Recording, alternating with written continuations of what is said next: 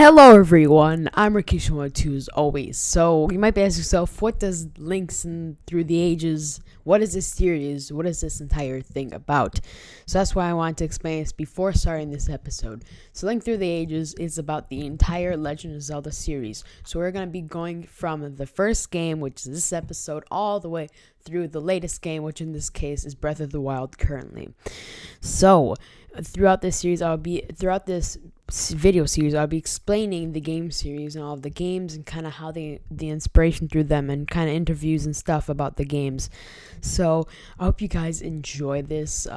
This is a new series I'm going to try. It's kind of like a documentary about the series, and I've recently became addicted to Breath of the Wild, so I decided to do something like this to kind of teach people about maybe an introduction to the series, or teach maybe people that play the series maybe a little bit more about the series if they didn't know about it. So let's just get right into it with our first episode about the first ever Legend of Zelda game, which is the Legend of Zelda. That's it. That's the title, just the Legend of Zelda. So before we start, I just want to explain that this series is not going to be based off of the Zelda timeline. I will explain that maybe in a later episode, but I will be going in order of when these games release, from the first to the latest, like I explained earlier. And the reason for that is because sometimes the Zelda timeline can be very confusing. Not only that, but I do not want to include any of the side games, like Hyrule Warriors or something. I want the main Legend of Zelda games, what I'm going to include. So we're first going to start off the NES games, and of course that starts off with the Legend of Zelda. Let's just get right into it.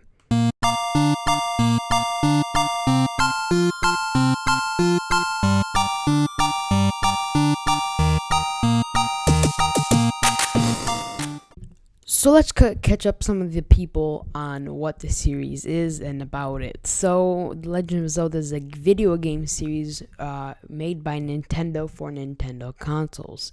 It is about a boy named Link, and what happened is Link is a boy and he has to save the Princess Zelda, from a lot of different situations throughout the series. It's pretty much always about saving Princess Zelda from Ganon, or Ganondorf. There's a lot of different names for him. So that's pretty much the basic premise of the entire series. It's about 3 characters and everything like that. Okay, and just to clear this up, all of these characters, the ones right there, those are all the male. They look like an elf. That is Link. He is the main character that you play as in the entire series, and that is Zelda. She is the princess that you do not play as usually throughout the series. She's the one that you have to save throughout the series. So The Legend of Zelda was mainly created by Shigeru Miyamoto and Takashi Tezuka, and I apologize if I mispronounce those names, but there's also 2 other people that made the game. One was a programmer, one was a sound composer, but I'm mainly going to talk about those 2, especially Shigeru Miyamoto, because they're pretty much the most important people at Nintendo, and that everyone pretty much knows them, especially Shigeru Miyamoto.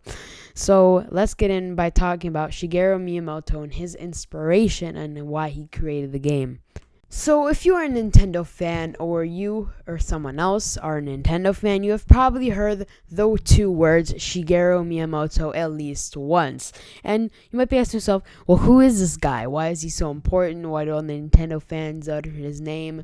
Well, that's because Shigeru Miyamoto was the one that really originally designed one of Nintendo's first console games. When the NES first came out, or if you were in Japan in 1986 and a little bit before that, the Famicom Disk System, he was the one that designed pretty much all of the games. That includes Donkey Kong, Mario, Star Fox, which was of course later on, not exactly during the NES era, and of course The Legend of Zelda. So he was the one that designed all of these characters and kind of made up all the story and stuff. He is a producer, he is an artist, and that is why you hear his name so much. So you might be asking yourself, okay, well, that's great and all, but how exactly did he get to this point, and how what was the inspiration for creating The Legend of Zelda? Well, that is why I am here to show you guys how The Legend of Zelda was created. Shigeru Miyamoto was born in 1952. He's currently 64 years old, and in his childhood, as described in an interview, link in the description by the way, he said that he liked adventuring and doing a lot of stuff outside during his lifetime as a child in Japan, of course. So that kind of drew inspiration for The Legend of Zelda, as said in this interview. And so that is kind of how it all started. Shigeru Miyamoto just looked at his child and he said, I like adventuring a lot. Why don't we make a game based off that? And what was born was The Legend of Zelda. Miyamoto also said that he liked exploring in caves and stuff with lanterns, also kind of what Link does. So he said that Link was directly an inspiration for Peter Pan, hence the green clothing, and that Link also, because Link is always the same size, kind of like the same age and stuff like that, that's kind of what happens to Peter Pan. But Zelda, he said, was directly inspired from none other than the great Zelda Fitzgerald. She says that here she's extremely free-spirited and highly publicized of literacy legend F. Scott Fitzgerald, creator of The Great Gatsby. I haven't heard of that. I'm pretty sure it's a book, but that's who he inspired Zelda from. And of course, she has her own free spirit and all her like, she can take care of herself and stuff without really needing much of the help from Link. So now that we got all of the backstory and all the inspiration where it all came from, we can now start talking about the game, the Legend of Zelda, how the game is, how it's played, the storyline, and everything else in between. So let's start talking about the Legend of Zelda, starting with the title screen. So in the USA version of the game, if you wait for a bit, it'll turn blue and then it'll fade to black. And then you'll start to get the story. But you'll notice there's a few differences between this story compared to how it is nowadays. Ganon is spelled with two N's, which nowadays is spelled with one N. And of course, the story is about how Zelda divided the Triforce into 8 units. And not only that, but rupees is spelled differently. It's spelled like a rupee. And as you can see, that's also another thing. And it's probably because at the time Nintendo couldn't really afford translators, or maybe they just didn't want to name rupees.